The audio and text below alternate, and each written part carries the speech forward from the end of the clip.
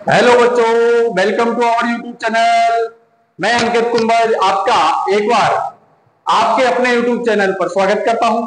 और आज का जो टॉपिक है वो है आपका सदिश, जो कि आप कक्षा 11 की क्लास में पढ़ोगे। सदिश कहते किसे हैं? सदिशों का डिवाइडेशन कितने प्रकार से होता है? कितने प्रकार के सदिश होते हैं? सदिशों का जो योग, बाकी गुना, भाग और सदिशों से संबंधित जो नियम होते हैं उनको अपन इस चैप्टर में पढ़ने जा रहे हैं। तो आइए हम सबसे पहले देखते हैं कि दिशाओं के आधार पर, किनके आधार पर? दिशाओं के आधार पर भौतिक राशियां कितने प्रकार की होती है। तो दिशाओं के आधार पर भौतिक राशियां 3 प्रकार की होती है। कितने प्रकार की होती है? 3 प्रकार की होती है। पहली होती है आपकी अदिश राशि। कौन सी होती है? अदिश राशि, जिनको अपन स्केलर क्वांटिटी बोलते हैं। क्या बोलते हैं? स्केलर क्वांटिटी बोलते हैं। दूसरी जो होती है वो होती है आपकी सदिश राशि। कौन सी होती है? सदिश राशि, जिनको वेक्टर क्वांटिटी बोला जाता है। क्या बोलते हैं अपन? वेक्टर क्वांटिटी बोलते हैं। और तीसरी जो होती है आपकी, वो होती है आपकी प्रदेश राशियां। कौन सी होती है? प्रदेश राशियां, जिनको अपन टेंसर क्वांटिटी बोलते हैं। क्या बोलते हैं? टेंसर क्वांटिटी बोलते हैं। ठीक है भैया, अब देखो एक एक करके हम इनकी डेफिनेशन पढ़ेंगे, इनके एग्जाम्पल पढ़ेंगे और बाकी की डिटेल्स अपन एक एक करके पढ़ते हैं। जैसे फर्स्ट आपकी है अदिश राशियां। क्या है? अदिश राशियां। अदिश राशियां होती क्या है? उससे पहले मैं आपको एक बार ज्ञान दिला दूं कि आपकी जो भौतिक राशियां होती है, तो भौतिक राशियों के लिए आपकी 2 शर्तें हैं कि भौतिक राशियां केवल तभी होंगी जब आपके पास में किसी राशि का परिमाण होगा और परिमाण के साथ में उसका मात्रक होगा। यानी किसी भी भौतिक राशि के लिए, भौतिक राशि होने के लिए आवश्यक कंडीशन यह है कि आपके पास में उसका परिमाण होना चाहिए, उसका संख्यात्मक मान होना चाहिए और मात्रक होना चाहिए। Is that clear? यानी कि आपके पास में उसका परिमाण होगा, जिसको अपन संख्यात्मक मान बोलते हैं। जैसे कि मैंने बोला 10 किलोग्राम। क्या बोला भैया? 10 किलोग्राम। तो 10 क्या हो गया? संख्यात्मक मान हो गया। क्या हो गया? संख्यात्मक मान। और इसी को अपन क्या बोलते हैं? परिमाण बोलते हैं। क्या बोलते हैं? परिमाण बोलते हैं, मैग्नीट्यूड बोलते हैं इसको अपन। क्या बोलते हैं भैया? मैग्नीट्यूड बोलते हैं। किलोग्राम, किलोग्राम क्या हो गया? इसका मात्रक हो गया। क्या हो गया? मात्रक हो गया। यानी किसी भी भौतिक राशि के लिए कितनी चीजों की आवश्यकता होती है? 2 चीजों की आवश्यकता होती है। पहली, उसका परिमाण होना चाहिए, दूसरा उसका मात्रक होना चाहिए। यानी भौतिक राशि के लिए परिमाण और मात्रक, ये दोनों चीजें होना अनिवार्य है। पहली बात को। दूसरी बात, अब अपन बात करते हैं दिशाओं के आधार पर। किसके आधार पर? दिशाओं के आधार पर। तो मैं अदिश को 2 भागों में तोड़ रहा हूं भैया, ए प्लस दिशा। और आप जानते हो जिसके आगे ए लग गया यानी कि नकारात्मक भाव देता है। क्या देता है? नकारात्मक भाव। यानी जिसमें क्या नहीं होगी भैया? दिशा नहीं होगी।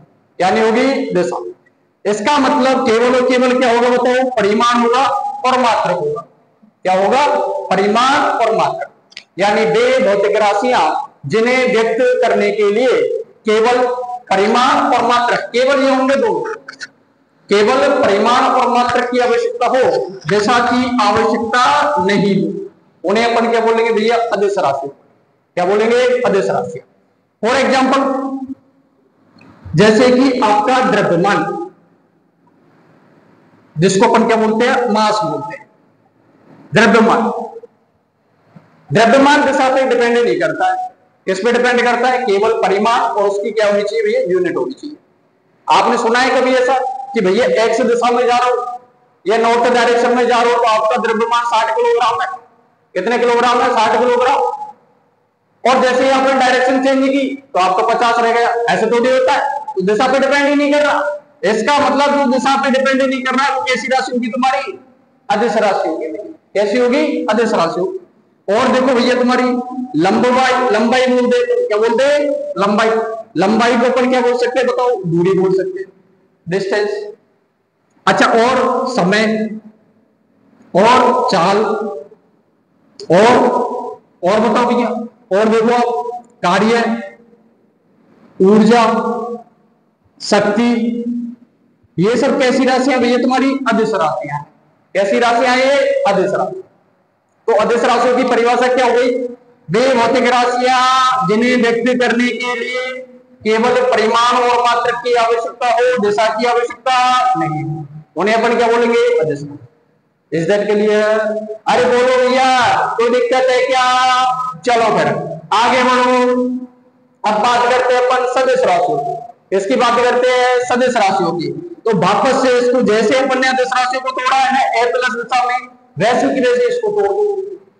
तोड़ो भैया, से प्लस दिशा, से प्लस दिशा। से का मतलब क्या हो जाएगा तुम्हारा? 7। से का मतलब क्या हो गया? 7। अब किसके साथ में? देखो इधर देखो, ये तो चलेंगी, ये तो हर क्वांटिटी में चलेंगी, परिमाण और मात्रक, ये तो हर राशि में चलेंगे भैया। अब मेरे को बताओ, परिमाण और मात्रक के साथ में क्या होनी चाहिए? दिशा होनी। क्या होनी चाहिए? दिशा। उन्हें अपन क्या बोलेंगे बताओ? सदिश राशि। गुरुजी बोलेंगे कैसे? वे भौतिक राशियां जिन्हें व्यक्त करने के लिए परिमाण और मात्रक के साथ दिशा की आवश्यकता हो, इसकी आवश्यकता हो, दिशा की आवश्यकता हो, उन्हें अपन क्या बोलेंगे बताओ? सदिश राशि बोलेंगे। इसमें दिशा की आवश्यकता नहीं थी, केवल परिमाण और मात्रक से काम चल रहा था।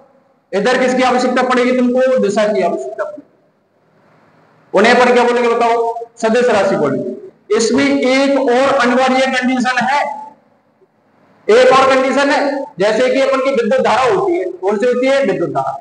तो दिशा तो निरूपित कर रही है वो, पर सदिशों के योग नियम की पालना नहीं कर रहा है। इसकी पालना नहीं कर रहे हैं, सदिशों के योग नियम की। अर्थात सदिश राशि वो होगी जिसमें दिशा तो होगी होगी, परंतु सदिशों के, इनके सदिशों के बीज गणितीय, बीज गणित तो तुम जानते होंगे भैया, बीज गणितीय नियम।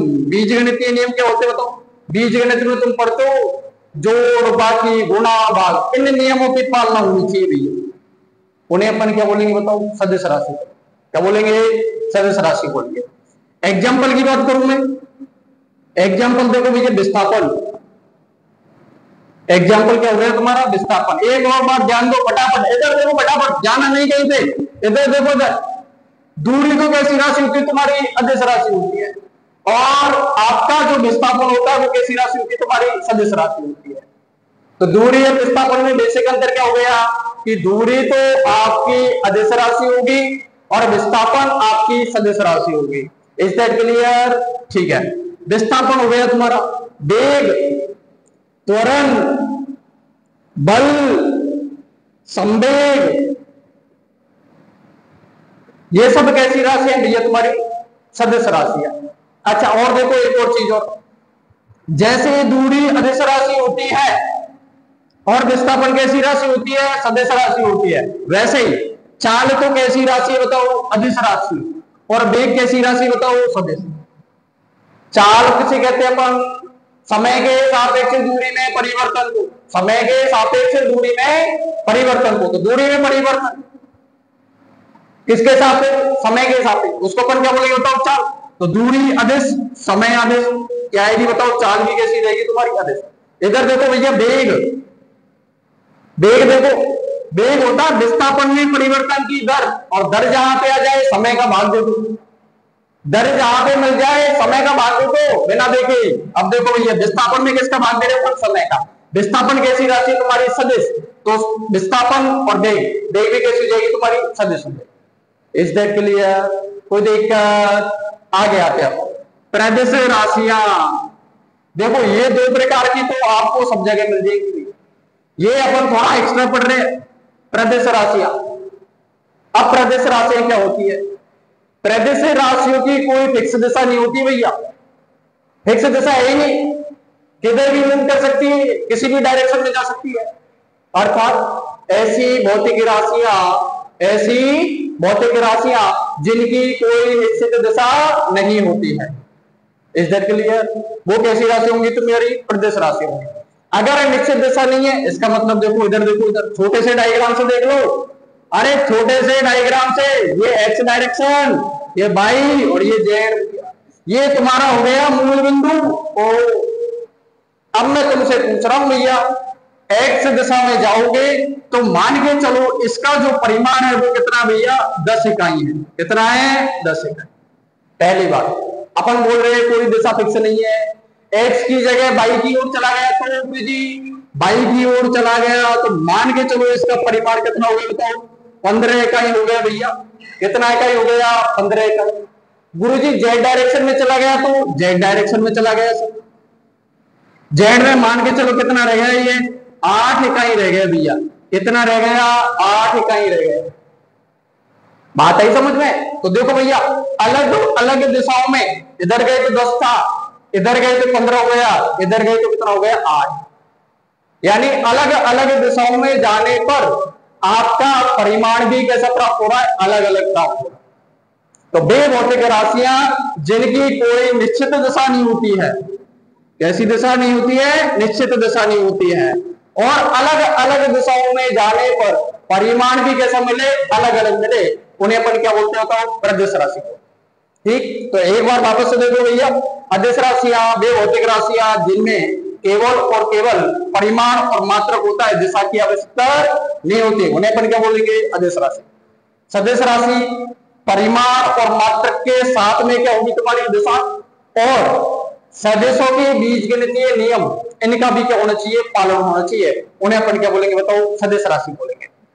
बात ही समझ में? एग्जाम्पल अपन देखेंगे, विस्थापन, वेग, त्वरण, बल, संवेग इत्यादि क्या हो गए, इसके एग्जाम्पल हो गए। अब बात आती है प्रदेश राशियों की।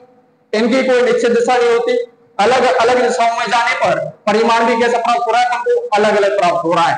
गुरुजी इसके भी तो एग्जाम्पल बताओ। बेईमानी नहीं गुरुजी, इसके भी एग्जाम्पल आने चाहिए। तो देखो भैया, प्रदेश राशियों में एक आती है तुम्हारी जड़त्व गुरु। क्या आती है तुम्हारी? जड़त्व गुरु। ये कैसी राशि तुम्हारी? कैसी राशि भैया? प्रदेश राशि। कैसी राशि है? प्रदेश राशि है। और देखो भैया तुम्हारा अपवर्तनांक, और देखो भैया अपवर्तनांक, ये भी कैसी राशि है तुम्हारी? कैसी राशि है? प्रदेश राशि है। और देखो भैया, एक तुम टेंशन लेते हो, टेंशन टेंशन मत लिया करो भैया। टेंशन कैसी राशि होती है? टेंशन अरे प्रदेश राशि होती है। इज्जत के लिए तो जड़त्व, घूर्णन, अपवर्तनांक और तनाव, ये सब कैसी राशि हो गई तुम्हारी? प्रदेश राशि होगी। ठीक है, इससे आगे का अपन नेक्स्ट क्लास में पढ़ेंगे। एक बार सभी के लिए बहुत बहुत धन्यवाद। और यदि आप हमारे YouTube चैनल पर नए जुड़े हो तो हमारे चैनल को सब्सक्राइब कर लीजिए। इस पर डेली आपको फिजिक्स से संबंधित, केमिस्ट्री से संबंधित, बायो से संबंधित, मैथमेटिक्स से संबंधित वीडियो अपलोड किए जाएंगे, और बेल आइकन को दबा देना। Okay, thank you.